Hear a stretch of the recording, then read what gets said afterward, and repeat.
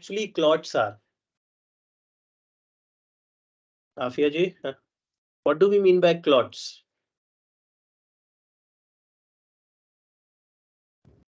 Is it when the blood cells clump together? Okay, which blood cells? Well, not blood cells. Is it the platelets? Okay, and what are platelets? They're like these. They're cell fragments. Right, very good. Okay. Body. Cool. So these are cell fragments that are found in the blood. So if we look at the components of blood, right? So here we have, this is our components of the blood, right? So in blood, a large amount of portion is occupied by the plasma, right? Now what is plasma? Plasma is the fluid part of our blood, means the liquid part of the blood.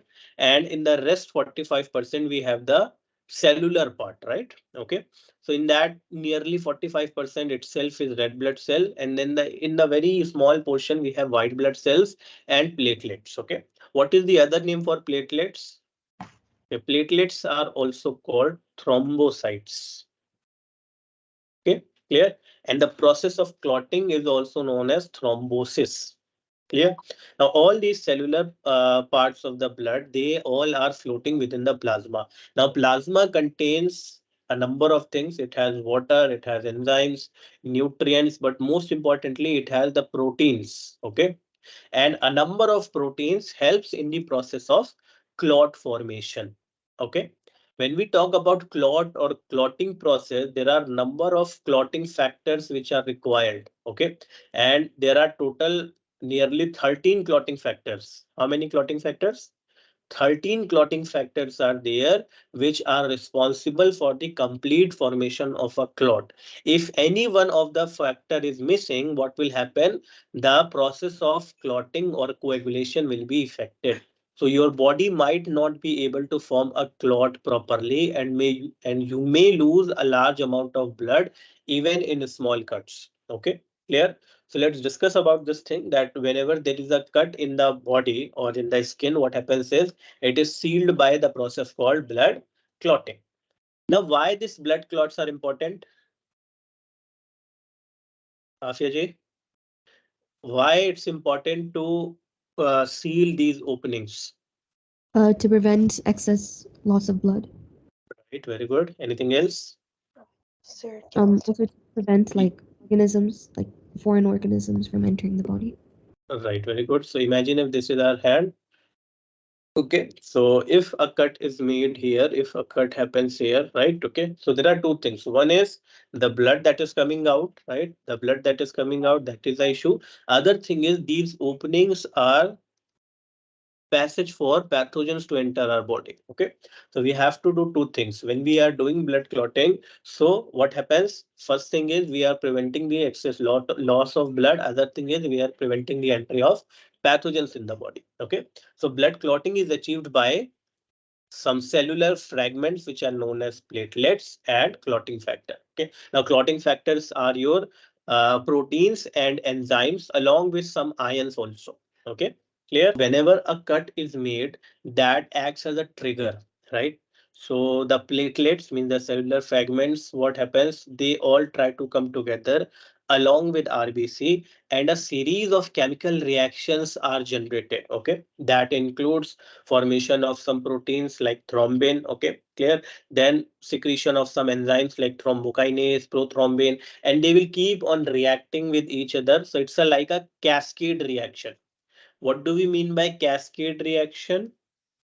Okay, so each step is dependent on the other step, right? Okay, so here if any of the reaction is missing or is affected because of any reason, the process of blood clotting will be affected. Okay, so all the components are very, very important. So if we will see a short animation of blood clotting over here. Okay, so this is a cut over here. You can see a cut is there through which the blood is going out, right? Okay, your RBCs, you can see they are going out.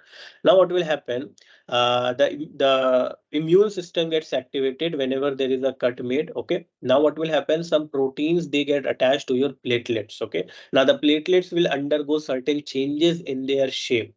Okay, and that will cause another reaction to take place. They will secrete some chemicals, right? These chemicals are secreted by your platelets. Okay, that will cause release of another enzyme.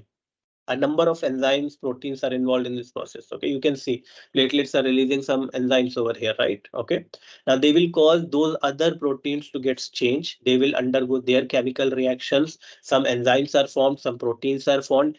At the end of all this reaction, what will happen? A protein called fibrin is converted into fibrinogen. Okay, which protein? Fibrinogen. Right, okay. So a fibrin protein is there, which is converted into fibrinogen. Now, what is the difference between the two? The fibrin protein is soluble. Soluble means it is in the plasma in the soluble state. Okay, clear? So it is mixed like a solution over there. It's not separated from the plasma. But when it is converted into fibrinogen, fibrinogen is insoluble. So it's not mixed in the plasma. It's not a like a solution. Now it's a separate component. So at the end of the animation, you can see there are some thread-like structures, right, which are holding all the plasma together. So these are the insoluble proteins that keeps all the components of the clot together.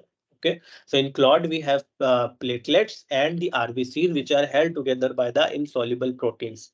But in order to form that change from soluble to insoluble protein, a number of chemical reactions are taking place. Okay, and all those reactions are together called as cascade reaction. Okay, so when we talk about the events of blood clotting involves a cascade of reactions, means a series of reactions, each of which produces a catalyst for the next reaction. Okay, clear? So whenever there is a cut, the blood vessels they sense, means there is a cut. So the immune system sense those damage. Okay, so platelets form a temporary plug to stop bleeding. Okay, to stop bleeding. So platelets release chemicals which are known as clotting factors, and that trigger a chemical cascade which results in blood clotting.